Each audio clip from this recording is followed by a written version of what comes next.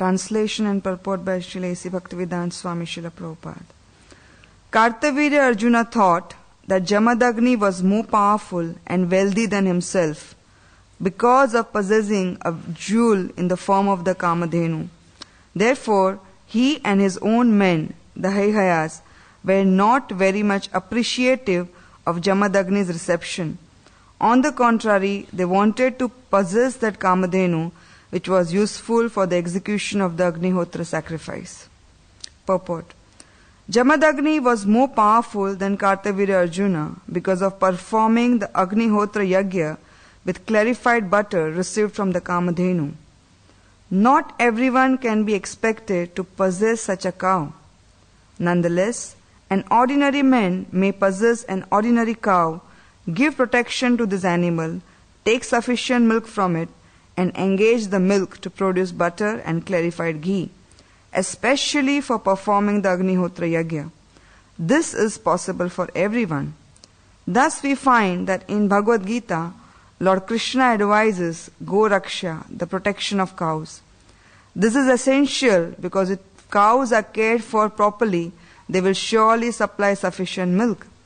We have practical experience in America that in our various ISKCON farms, we are giving proper protection to the cows and receiving more than enough milk. In other farms, the cows do not deliver as much milk as in our farms. Because our cows know very well that we are not going to kill them, they are happy, and they give ample milk. Therefore, this instruction given by Lord Krishna, Gorakshya, is extremely meaningful.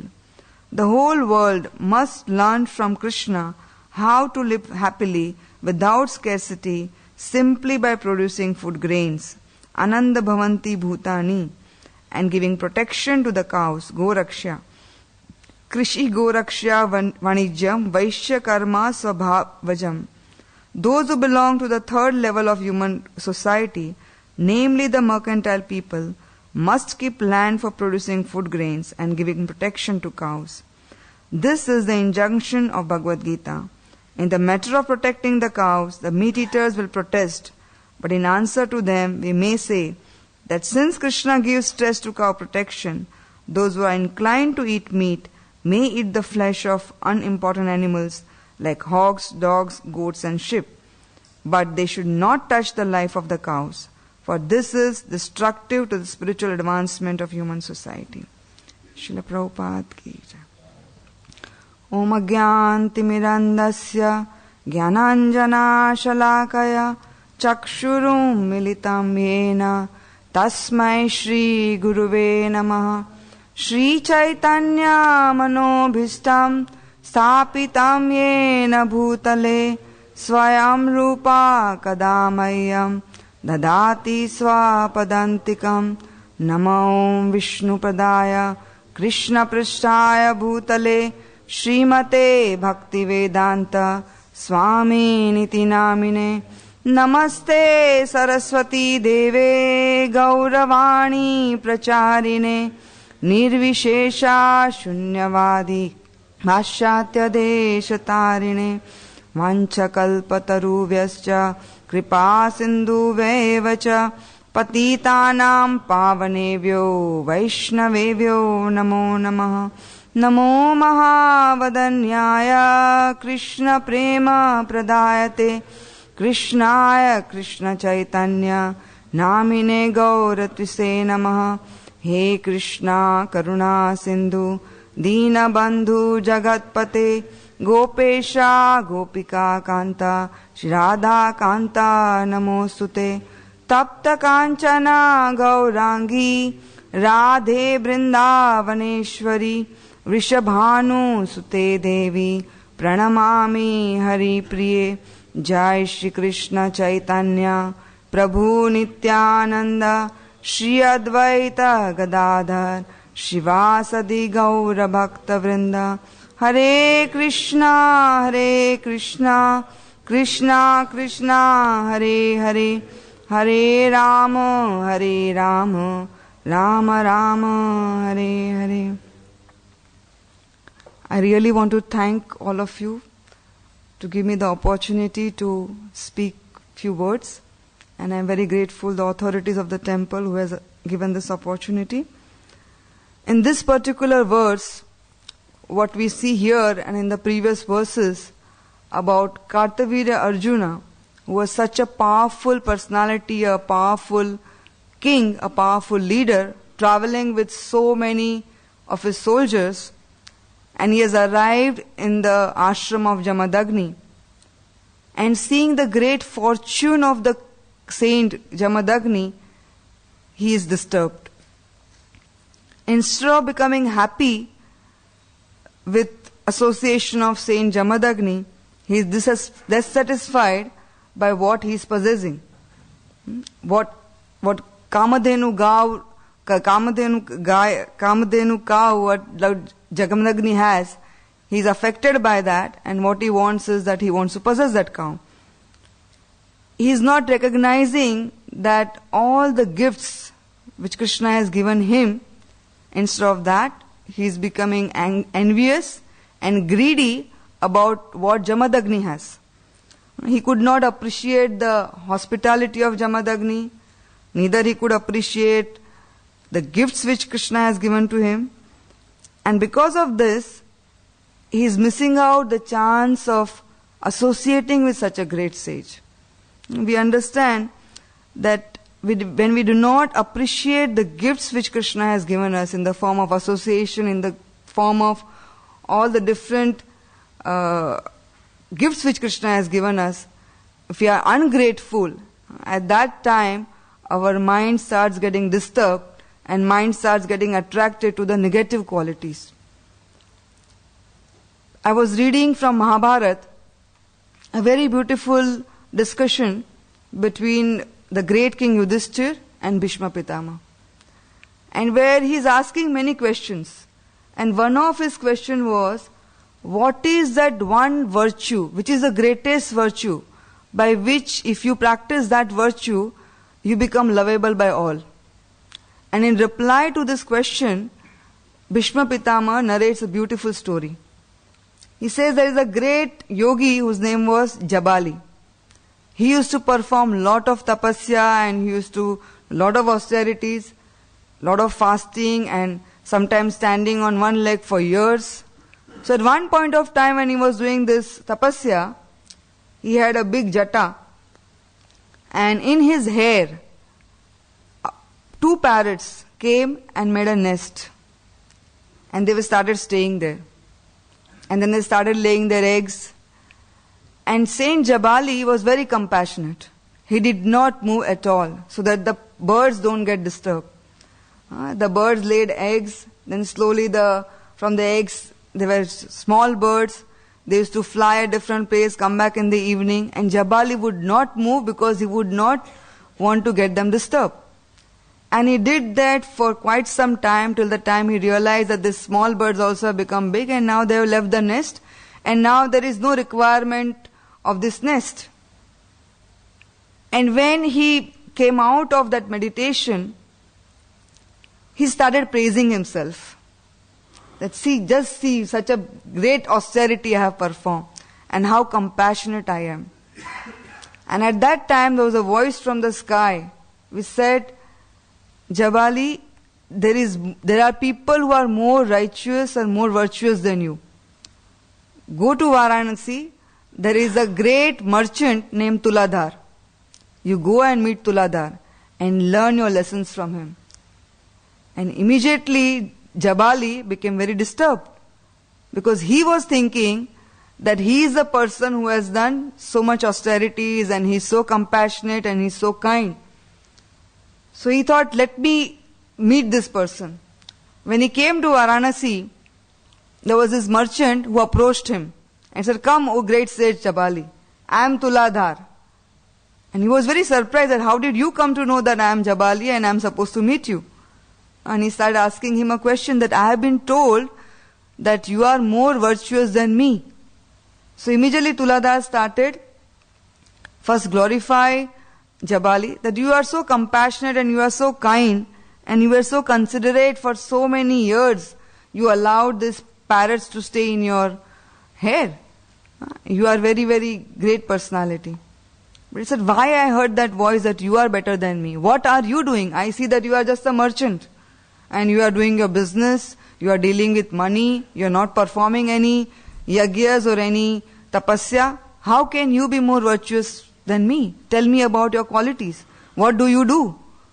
So he started mentioning that I am doing my business, I am selling something and I am buying things, but I do not cheat. I do take my profit, but I am very compassionate to other living entities. I practice austerity. I do not harm any living entity, and I am not envious of anybody. I do not hate anybody, and I am always contented in whatever Lord gives me. But he was not satisfied. Jabali was not satisfied. That how can this make you better than me? And at that time, those two parrots, the two birds, came to him and started talking to him. I said, we are the messengers of Dharma. And the principle of Dharma is, whenever there is envy and dissatisfaction, you lose Dharma. Saying in your case, you became proud and you became envious that how can somebody is better than you? And at that time, actually you lost your Dharma.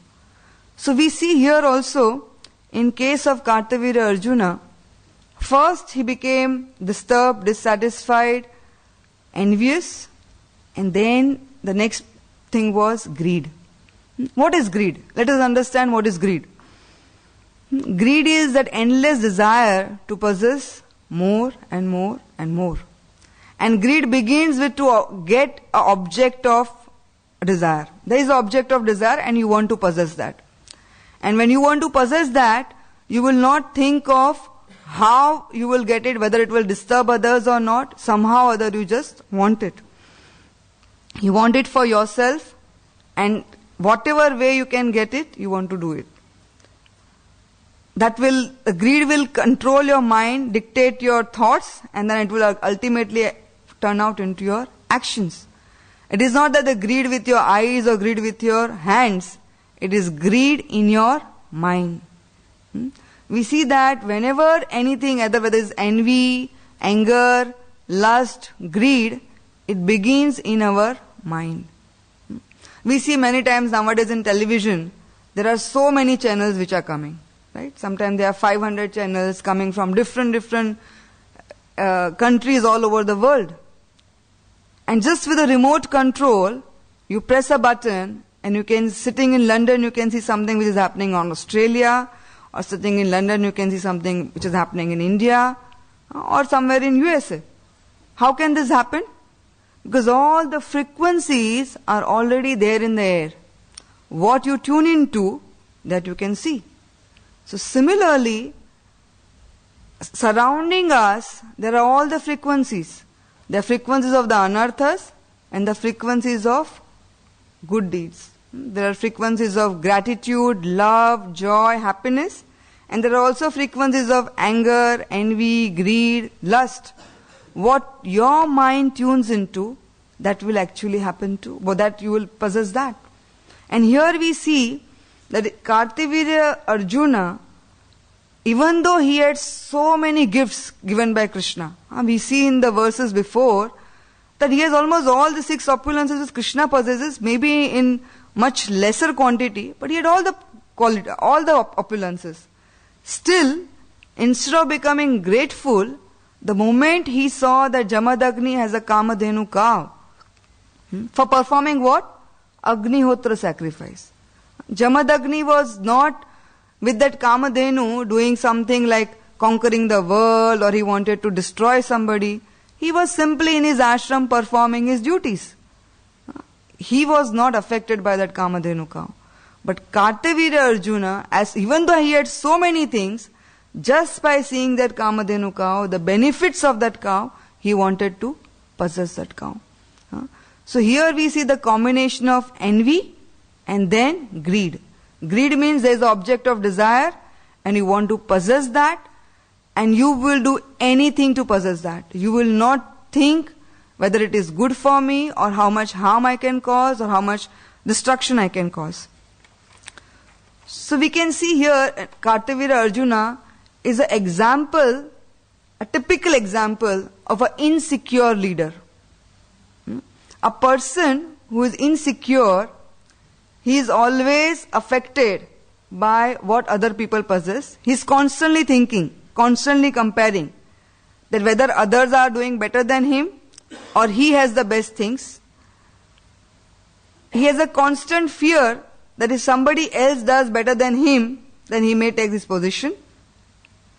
And another thing about insecure leader is that because they are insecure, if they always want to take things from others and never want to give to others. They are the takers and not the givers. And we can see typically in the example of Dhritarashtra and Duryodhana. And Dhritarashtra, Maharaj Dhritarashtra was an insecure leader. He was constantly worried about his position, constantly fearful. And Duryodhana, his son, was insecure, who always wanted to possess more and more. The moment he would see that Pandavas have acquired some better wealth or better kingdom, he wanted to possess that. Constantly there is greed and there is fear of losing their position. Another characteristics of an insecure leader is he feels threatened by others' success. When he sees somebody successful, somebody is being very successful, he is threatened. Why does this happen? Insecurity arises because the person wants to take up the position of God and wants to think that everybody else is subordinate to me and I am the best, I am the greatest. We can see so many examples of insecure leader in our scriptures. Beginning from the king of heaven, Indraji. Whenever he sees, he is staying in heavenly planet. Even on earthly planet or any other planet, whenever somebody is trying to do some sacrifice, and we see in the case of Prithu Maharaj. Prithu Maharaj was performing sacrifices, and as a king of demigods, he is supposed to accept those sacrifices. He is supposed to accept the offerings. And he was accepting that, but as soon as he realized that 99 sacrifices are over, and now Prithu is going to perform the 100th sacrifice, he was very disturbed. And what did he want to do? He wanted to somehow or other stop that sacrifice. We can see in the case of Hiranyakashipu. Hiranyakashipu was such a powerful king that everybody would bow down to him. Just with the one raise of his eyebrows, the earth would produce whatever fruit he wanted. The sun would change the temperature. If he wanted, we usually when we have to change the temperature, we have to take so much efforts. But here Hiranyakashipu would just look at the sun and sun will change the temperature. He was so powerful. But as soon as he came to know that Prahlad does not want to accept his authority, he immediately was disturbed. Even though Prahlad was his own son, he was very, very disturbed and he became very insecure. We can also see in case of Suruchi. In the 4th canto of Srimad Bhagavatam, where the Suruchi saw that Dhruva wanted to sit in the lap of her husband, immediately she became insecure and she made sure that she insulted Dhruva and got him down from that chair. So insecurity, in fact in our lives also we must have experienced that when the second child comes, the first child becomes insecure. He starts feeling that, oh, now all my love of my parents will be shared by the younger brother or the younger sister. In India, the 7th wonder is Taj Mahal. And Shah Jahan, when he made Taj Mahal, what he did? He cut off the hands of all the workers who made that Taj Mahal. Why? Because he did not want anybody else to make a second Taj Mahal. So there is constant insecurity. You can see in case of Kartavirya Arjuna. Now let us see who is a secure leader. How a secure leader behaves himself. A secure leader is a person who has a very, very strong character. And this character comes from 3 things: strong integrity, maturity, and abundance mentality. Integrity means walk your talk. What you think, you speak. What you speak, you act. We can see in the case of Vasudeva. Vasudeva gave his words to Kamsa that as soon as my wife will give birth to any child, I will bring that child in front of you. And he did it. We can see in case of Yudhishthir Maharaj that he was such a secure king that he always, even though his brothers sometimes, even though he was a king and Arjun was more powerful than him, or sometimes Bhima showed some great victory and so many things, but still he was not affected by them. He always praised them, and that's how we can see that all the 5 Pandava brothers, they work together. A secure person never feels threatened. He never gets threatened by other successes. And he knows what are his strengths and what are his weaknesses. He accepts his weaknesses. If he makes a mistake, he accepts that, takes the responsibility of that. But here in case of Kartavirya Arjuna, we see that Jamadagni is a secure leader who is not affected by Kartavirya Arjuna, and Kartavirya Arjuna is an insecure person who is affected by a simple sage and his possession of this Kamadhenu cow. So let us understand, we also sometimes in our Krishna consciousness, we may become insecure. If when we are doing some services and somebody else does the same service better, we feel a little insecure that how do I overcome this insecurity? There are different ways we can overcome insecurity. First, a simple step is take feedback. Take a positive feedback. When people give you feedback, be happy. Do not immediately try to defend yourself, but reflect on the feedback and work upon that feedback. Second way to overcome insecurity is serving and giving credit to others. We know in Krishna consciousness, the more responsibility we take on behalf of Guru and Krishna, more advancement we make in Krishna consciousness. But at the same time, when you take up any service, with that you also get appreciation, praise. But instead of taking the praise and appreciation for yourself, if you give that credit to others, then you are always protected. We see that in the battle of Kurukshetra, even before the battle began, Krishna showed to Arjuna that how actually he has killed all the enemy soldiers and he is the cause of victory. But still, he gave the victory cap to Arjuna and Pandavas and he gave credit to them. Even in our beloved Srila Prabhupada, we can see that it was impossible, even now if we think, that how can a 70 years old person, an Indian, travel at the age of 70, not by some jet planes, but by ships, and go to America, unknown place, unknown people, who may not even understand his language, but going there, struggling there, and establishing Krishna consciousness in all the Western countries. And whenever anybody gave credit to him, he said, you all my disciples are specially sent by my spiritual master to me.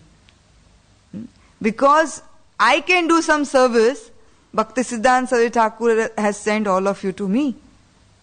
And because of you I am able to do this service, so I am very, very grateful to you. So Srila Prabhupada did not take the credit. Oh, I am the one who came and I have done all this. No. He gave credit to his spiritual master. In fact, he gave credit to his disciples that because of all of your help, I am able to do what I can do. The third and very important principle to overcome insecurity is to develop core Krishna consciousness. The root cause of envy, anger, greed is forgetfulness of our relationship with Krishna. Many times we realize that when we came to Krishna consciousness, we were very enthusiastic. And we learned a very simple principle. The first principle, the first lesson of our Krishna consciousness was, we are not this body and we are a spirit soul. And a spirit soul is part and parcel of Krishna. And our eternal position is to be servant of Krishna. But we forget that we are servants, and we always want to do more and more and more. If not in right consciousness, then we may end up into great trouble. So to understand this, that how we are not the body and we are soul, we have to constantly remind ourselves. I'm actually involved into some spiritual researches at Bhaktivedanta Hospital, and one of my latest interests is into near-death experiences, where a patients, either the cardiac patients or brain surgery patients or coma patients, many of them have this near-death experience.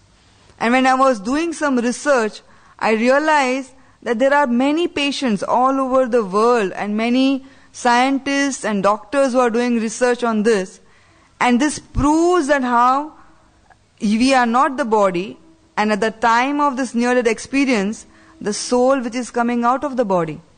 What are the different stages? The research shows that many of the doctors, they say that my patient, I just did a cardiac surgery and I have put patient in ICCU for 24 hours where he is unconscious. But when he became conscious, he told me what conversation I was having with the anesthetist during surgery. Or post-surgery in the corridor, how I was standing with another friend and what discussions I was having. Shri Radha Gokulanand ki jai, Shri Sitaram Lakshman Hanuman. What discussions I was having with my colleague, and this one particular cardiac surgeon was telling that the most surprising to me was he was lying on the 2nd floor, my operation theatre is on the 4th floor, and in my operation theatre there are many rooms, and there's a small room where I am my secretary or a nurse. When I am operating, if there is some serious case, serious emergency, she takes the phone calls and she writes down all the messages on a small paper chit. And this patient, after 24 hours, who is unconscious, he gets up and he tells me whatever is written into my chits, all the messages. Saying, how is it possible for him to come in that room? In fact, he may not be even aware about that room. Then another patient who was talking that I saw my doctor and my nurse talking about me, and I went and told them, I was trying to touch them, please look at me, I am here. And they were discussing constantly about me, and they were standing next to a patient, and then slowly when they moved, I saw that was me, that body was mine. I was trying to talk to them, I could hear what they were telling me, they were talking about me, but they could not hear me. There was another patient who met with an accident, and he was telling that, as soon as I met with an accident, I came out of my body, and I was seeing that my wife, my sister and my mother, they are crying next to my body. My wife is trying to, do some heart massage and trying to revive me, and my sister is telling he's gone. And I am trying to touch her and tell, no, I am here. But she could not see me. She could not hear me. And most of them, they say after this, it is a very interesting experience. Most of these patients, they say that once they come out of the body, then very fast they see their entire life like a flashback video. All the experiences which they had, happy experiences, unhappy experiences, where sometimes they have given pain to others or they have given happiness to others, they experience that. And they go through the entire life, and then the next thing which happens, they go through a tunnel and they see a bright light. Most of the patients see a bright light except the suicidal cases. Those who are survival of suicide, they don't see the bright light. This is another research. I'm just telling you about the research. That those who are survival of suicide, they don't see this light. And most of the patients, they see this light and they feel that this is love, there is joy, and we are enveloped by that light. And we feel that this is the place I belong to and I always want to be here. Most of these surgeons, cardiac surgeons, neurosurgeons, when they were documenting these researches, one thing they were saying that their experiences are so real. These patients, when they are describing their experiences, they are so real. They are definitely not under an hallucination. They are definitely not under anesthesia, because they feel that that life was more real and this bodily life is more temporary. These are the exact words they are using, the patients are using. That the life they experience after death was more real than this life which is there when in the present in the body. And the next thing they hear in the light, they want to be there, but they hear a sound, go back. You cannot remain here. You have to perform lot of activities to come here. And many of these patients, they say that we argue, no, I don't want to go back. And we are told so many things that your relatives are there. One cesarean patient was telling that, I was told that you have just given birth to a baby. Don't you want to go back? And I said, no, this experience is so real that I don't want to go back. But you have to go back. And when they come back, some patients say that, oh, I feel I'm so huge. How will I fit in such a small body? But somehow or other they enter the body. And the research says that all these patients who have experienced near-death experience or out-of-body experience, their life does not remain same after this experience. They change. They change, the fear of death goes away, and they see that life has some higher meaning. There is some higher destination where we have to reach, and their relationship with others change. Why? Because they have seen the flashback video of their life, and they have experienced the pain which they gave to others and the happiness they gave to others. So now they don't want to give pain to others. They overcome their greed, anger, and the relationships improve. And most of them, if they are atheists, they become God-loving. They started believing more into yoga. These are the Western patients. But Indian patients also, they say that we became more God-conscious. So why am I talking to you about this research is, basically we all know this principle, that we are not the body, we are the spirit soul, and we have an eternal relationship with Krishna. So somehow or other, if we forget that relationship, and we get entangled into greed, anger, envy, not with outsiders, with our own co-devotees, then we actually are losing our direction, our goal.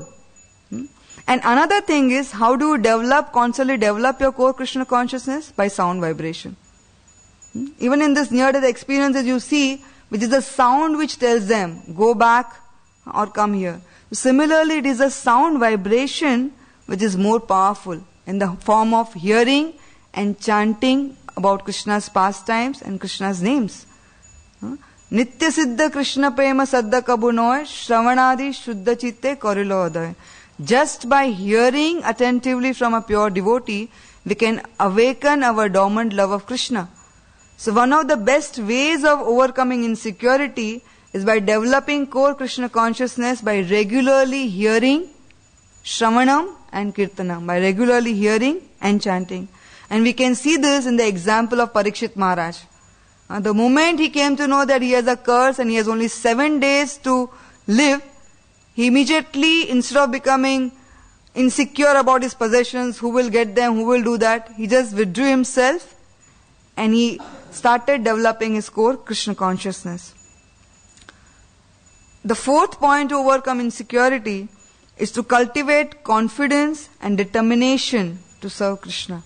Srila Prabhupada writes in one of the purport that a devotee doesn't care whether he is in hell or heaven. He is only interested in serving the Lord with great enthusiasm, patience and determination.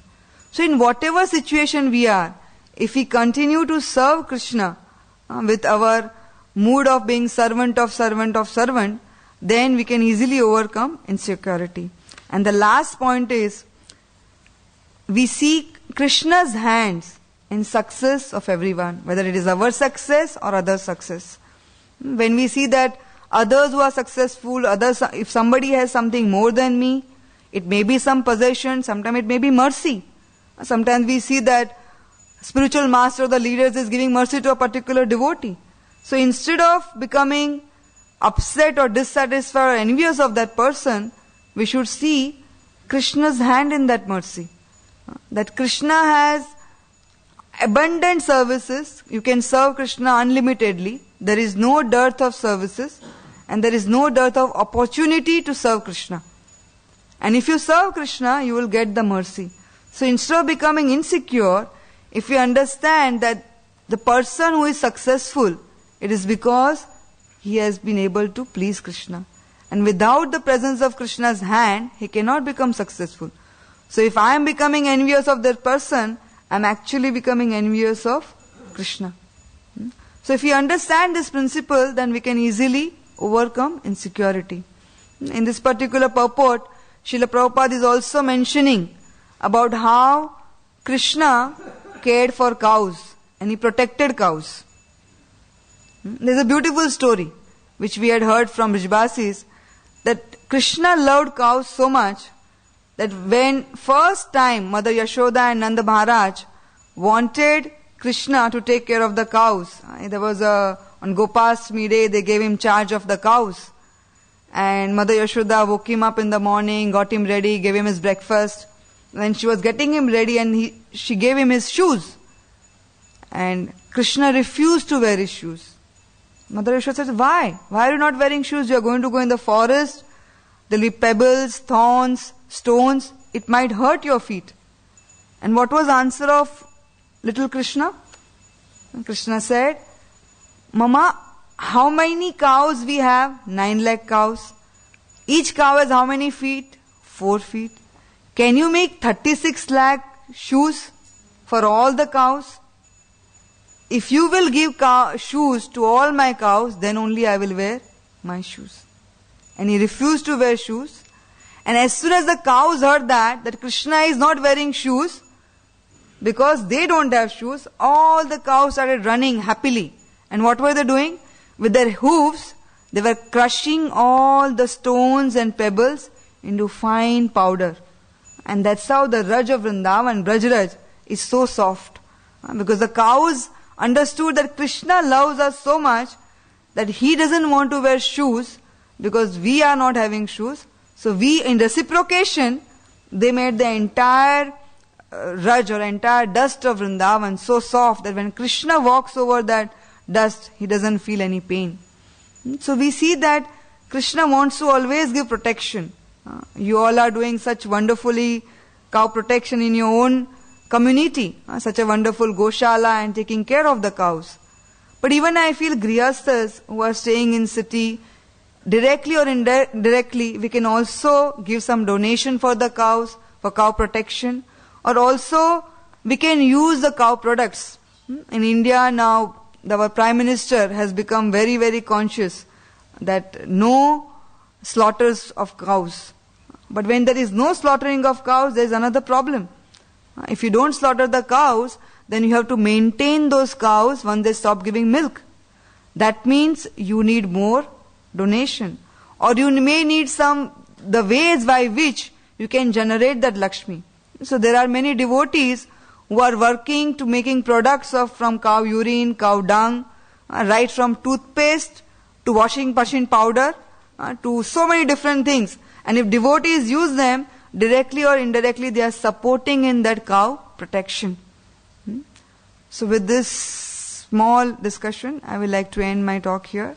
Thank you very much. Hare Krishna.